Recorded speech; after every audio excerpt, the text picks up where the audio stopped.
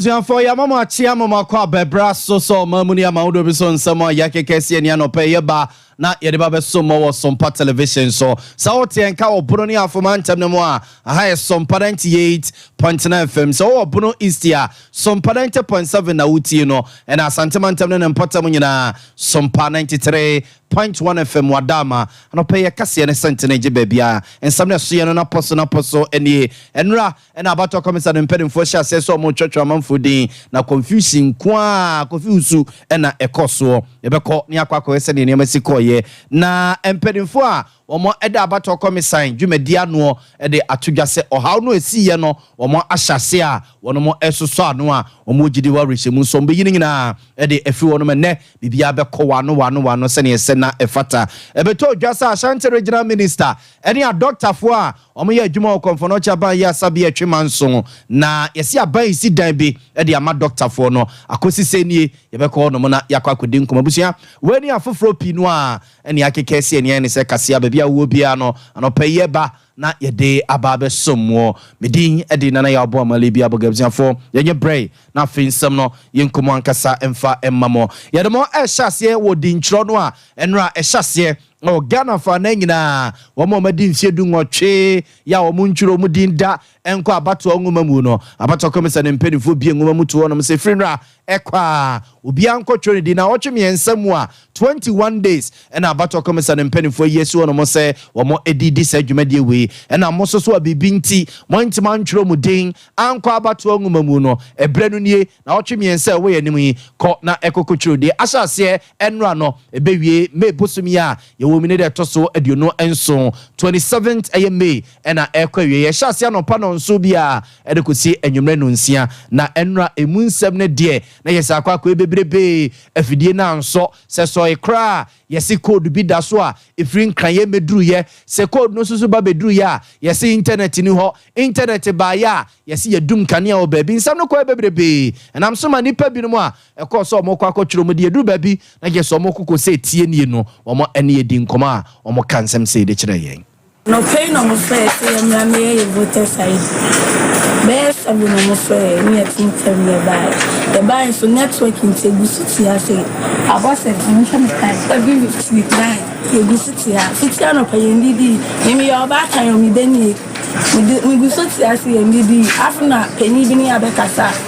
ya me escase enko toko community me your back time say me apply to me meet by ni ko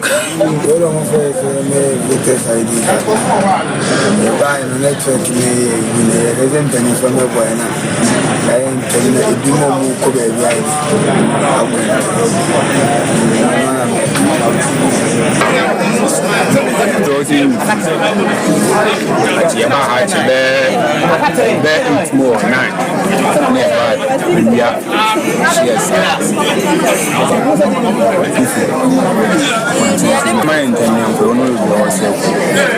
almost network. I wasn't coming calm home. I'm signing about.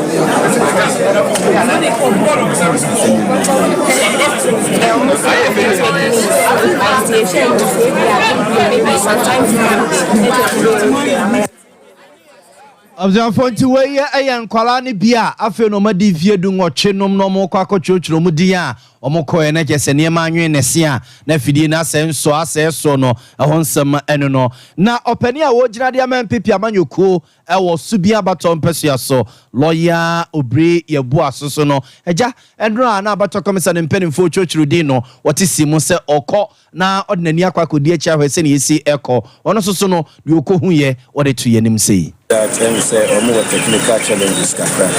apart from that it means we are fine when we are man this for the second and when we are man it means our boss you know we are kasa so be ban and make provision say the moment for the big account send there and to make the action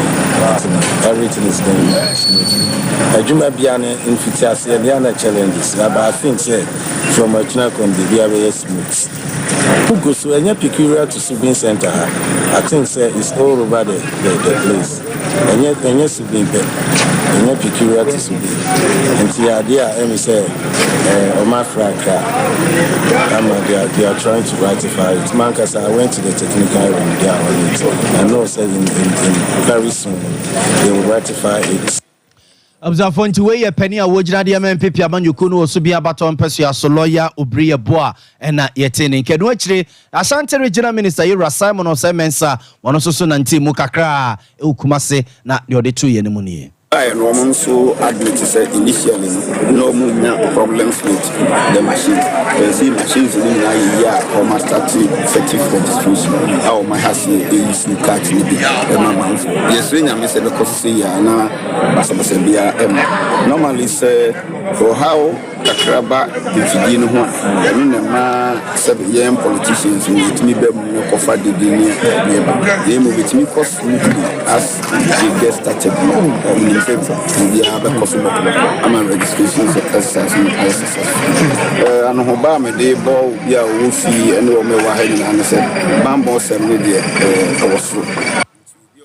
Observe to way the Ashanti Regional Minister Yura Simon Osemensa na yetene nka no so no nanti on nanti mudi ohuye e wa Asante mantamu na oboso e de akyere no ye to so na ye de mo akọ dwaboso abaton pesia so Western North na eho no mo so no di ntwiro ya ene yese nkwala bi agya o mani mu mfiamfia se me amisiye ya je zo ya kwala no a 18 years no ma enwo ba bia ene agya politicians o ma twetwo no musa na nim furuban no na ba begina no musa ya odin de se o se midin de hwan ene wadi mfiesi 18 na so mo hwa ne din a kwala ya ogina we de 15 16 asema na ye kan yo onu 18 no ba bia eno nti okọ yes hwidwabo so a yesen kwada ba miensa omo epe so mba betwiro mu din no empedimfo hwe omu diam se dabi monko na mu ne 18 yes ya omo epam omo de firi honum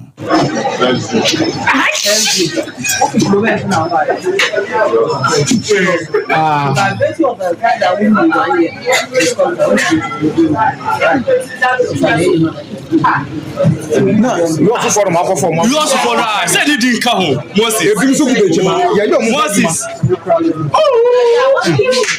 Yeah, about 2 minutes. Moses. Can't we free another.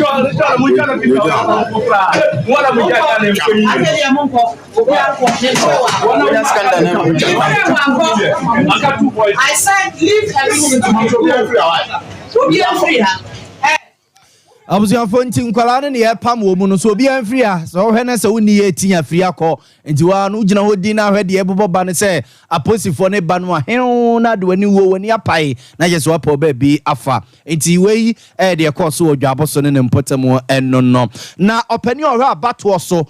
chese Jemensa wo Kumase lecturer commission ya wo Kumase era Benjamin Bano bio so no de tudwa se ohawa esisi no enyina enra ohawa course no nyina no omo anitua omo enkranfo no de ho dwuma bibia omo aso ano kama pa abdada ma for me so ebiaba obi ehwese ibitimi aye registration amano ya seti bibia we start of day aye igusu aye dwuma di ndo ho say there's a technical challenge bi omo a yabo in IT for na mani omugusu omo ye ho adwuma tinyame ya aduma enchibi ya me amene director for IT no akasa within the very shortest possible time the challenge will be restored na dwuma di na kosukama technical na yentimi no ha just a technicians no one gram omni betimi aye ho adwuma ya report situation among nti omugusu omoye challenges of this nature can happen. Observe to way openi Benjamin Banu bio kwa Asante Regional wono ene ye penimpa wohwe oda bato komisana no ewa Asante mantemu wono ene yetene nkenti Jemensa wo Kumase enana ochechi nsimu no na Deputy National Communication Officer edema NDC Godwin Akogan ono so na team ayawaso West Ogona bato mpesua so okoho ayawaso East ayawaso North nom okoko ho no ono so echese wedi wa dance sa bato komisana mpenimfo no omomu a omo eno ntina menra yehu de yehu sa no na obehwe emebu na omugu mene wo ka sei abo 11:30 na yenya electoral commissioner bia enka bibia enkyerɛ yɛn na 11:30 so no 7 producer ɔmo ntumi emprint card emma nipa ba akɔkora sabe mo akasa mo hu the rate at which emebuni eye dedewa because obi wɔ ha onim say 8 o'clock say 8 o'clock bia ɛsesa kɔba entem kyɛn saa enti ebi edu ha 6 o'clock ebi edu ha entem kra kyɛn saa na nne yɛ wɔ ha na 11 o'clock obi a enka hyentro obi a no obi a so registration ba akɔkora so no yɛ ya na die na yɛ ka kyerɛ adie si enim say 21 days yesu ye ogidie say registration kra ye I to say the electoral commission kra ni enye ho I say me menefina omudie bibi but sabe say na obehwe emebu Abzan point wey aye Godwin Ako Ghana oye penimpa be de ekira ohwani amansa din komama NDC amanyoku no ana na ochechi nsemu kakra ede ekire no yemfo mfiri abato komisa ne din ntro no a enra ehyase no a ahonsem kokoye bebrebe no mu na yemfo mo enkonsem fufurum yakote se nipa bi akowia koko be 130 bucks yeso mo de nam suhum ene afikire ho no mo ba bia ekache se mo wia ede akogu Cote d'Ivoire bonten so ma national security ene aposifo de omo tententa o madoa wo no mantam wo num se bro nyankoko mo dagya ho ase ene mo kase wo mo ade wo mo kwa kogina mra no yeso o mo chi wo mo o kwa umprae so na yeso mo de afamu a chese unsawom de wuramu asuhum a o mo de afro popo no ntika chese o musa ne ya na fon wo mo ede senya national security ni aposifo akabu makwa akododo wo num na MC ya owo kwa South abaton peso ya so yera Emmanuel Ofuri Ata Senior and Sompa FM nsentwefo edi nkomo echichim enema akosopa enam so ma posifo achesa ankrofo wi hai enye abo enya nwea eye koko Ghana koko a ye nwea namo abo ano a omode air cosmogry na wo hwe tipa yi a efa asa nima yi a etwam wo hapa omo ya adwuma hapa omo ya nwea adwuma omo ya abo adwuma nanzo de enim se bibi hyase a ye de ye eti when it car to so mienu 3 cars fe on the 15th of April no actually 2 cars ne e carry cocoa 504 bucks omo de emua feeding na akata so Abzan fonti wey MC Ora Emmanuel Ofriata Senior na yete ne nkan nti anwiaka o na jeso mo de koko na gu ase no mo de anwia na gu so enti na jeso mo nam fikyire sa na jeso mo pie tugu na chese wo mo de sen no togo so ye no koko wo honom eno akire MC de adesreto mpanimfo nim se efi na ekono so ma megere bambo mu a ene koko no ene o matwe a wo mo de kosa no all the barriers aban ede bambofo ni we akogina no ye hwe enye nsuo so nko a ana sade ye koso enti ye hade ye de ye de be kase sudi ya say there's no smuggling goods biara betimi afa habiem akọ hade asi enti asi ni so na omo pe ba bi a omo do oni be kire enti obi biara me kase me colleagues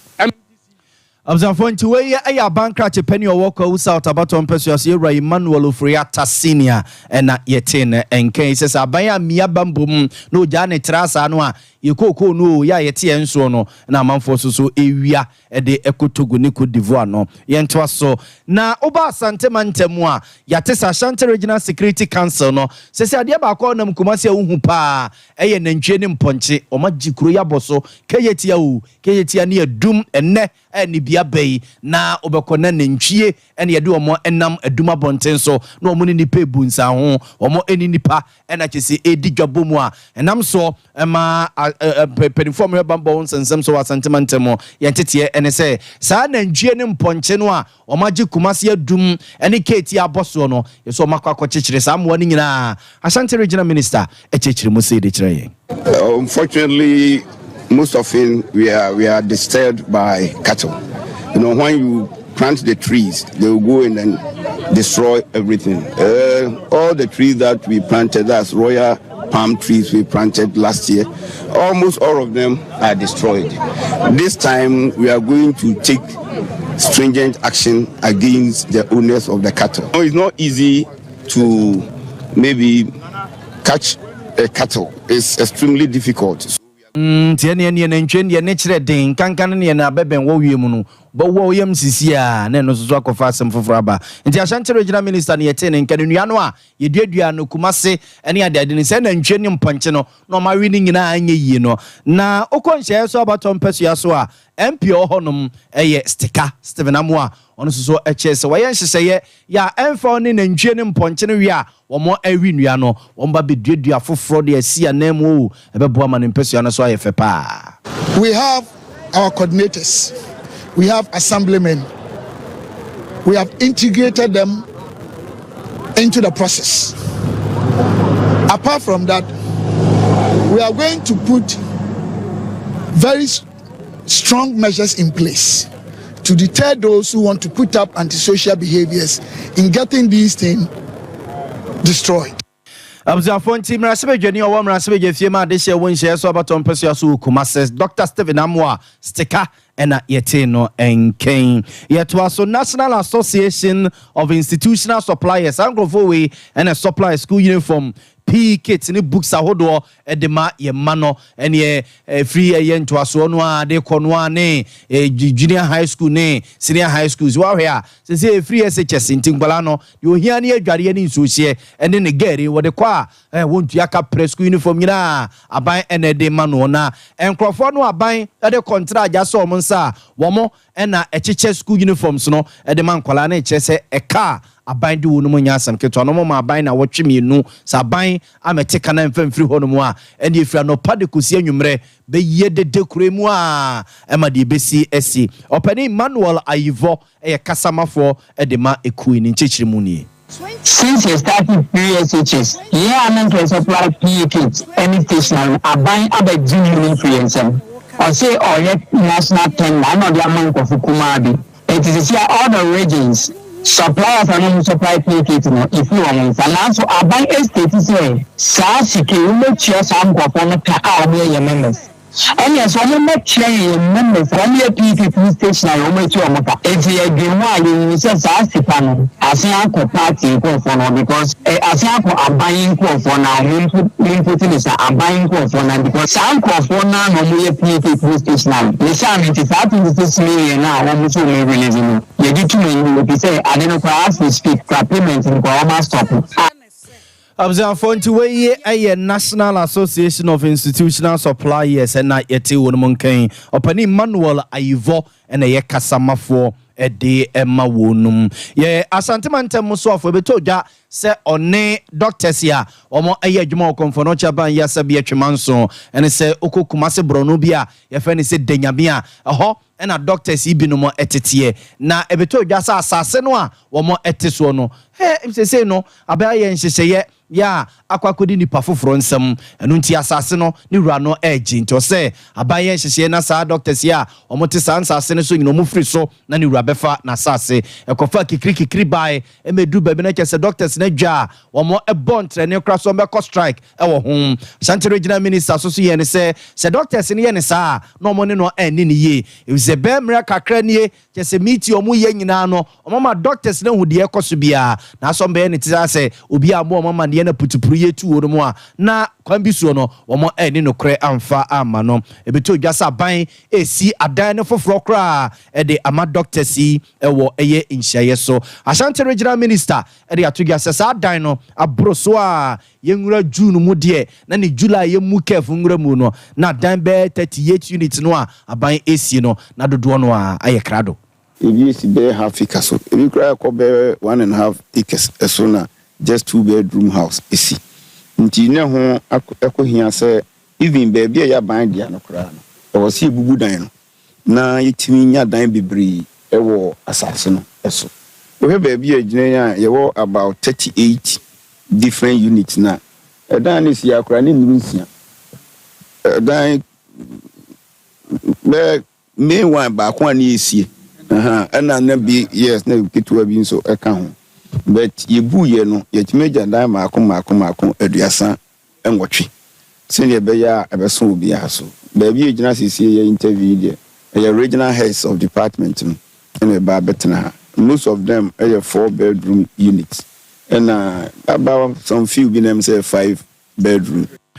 Observe Ashanti Regional Minister Yura Simon Osemen Sani Etienne in Kenya na Ochechi Nsemudi Achene no Chiro Penny Peter Osewusu Lands Commissioner Tnaya ewo Asante Mantemo na ye penny dano na just a Lands Officer or Ashanti Region no nsase ni nyina wona hweso nya half plot bi wonche mu no mami ankemani beje pa o Penny Peter Osewusu esoso Chechi Nsemu sei de kire yen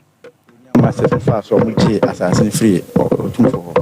and she said, baby, a Gianni track competition. We G a bench competition there, and OGNT Yanana, my government. I think during the NDC time, and then it was agreed that half of the land should be ceded to him as compensation. I mean, like imagining because I meant Jamaica. One day also get half a man. So the Bayer on show or the Bay of the year. Now, baby, a dear man, government bangles for it, mean, I say. Didn't make us say, we two musa, and she acquired say, ye maybe a government, ageno, a funnel. You be two, Omina, Abba, maybe a government, I retain on near Sibanglos. Your country is about 200 units. I was for Penny Peter Osewusu, Ashanti Region Lands Commission, and I say Lands Secretariat since I sing na Papa ne Heso and Wachichi Nsemu Ede Achen. Yemfaka Sianin Kobe, our insurance in some na Openia or Hedge say acting insurance, commissioner of insurance, Openi Manuel Kufiando, no dia to say Ghana Asia Etieno, insurance, the amount for you. Among for yini, just why insurance no class a matono noa, ne need that so say be our insurance as you may see, and I saw Bentino or Quaco Ginisicano. After insurance for no cofa brofacas yabetunim, a baby as a na bem, and when you open India to just say insurance for no, so man pa befunim dear can be so, and find you a modumano, a begu, if the insurance for no, as a zankwa, and I now ye funeral policy no, okay, so my me Eddie a 65, and so we and yes, 62, I guess, and no so aqua and trickers and konebra no abemabu na sika na kwa akwashim so hunto opene no afutu ode amani akwano de awodo de edi kan ni entretre ene ye beye omohia wa ye omukuso mo ye entretre ewo eden entretre no afa kwan e betumi di mfidie ene abafo ntintan afa so na yama insurance na odia nsa kabi na ayemre na etwa nkrata so na makobra no abafo ye ni na wo abafo krata no tintan so a yemi amfidie ni from ape yesi ye nyani ni na ye bi no ho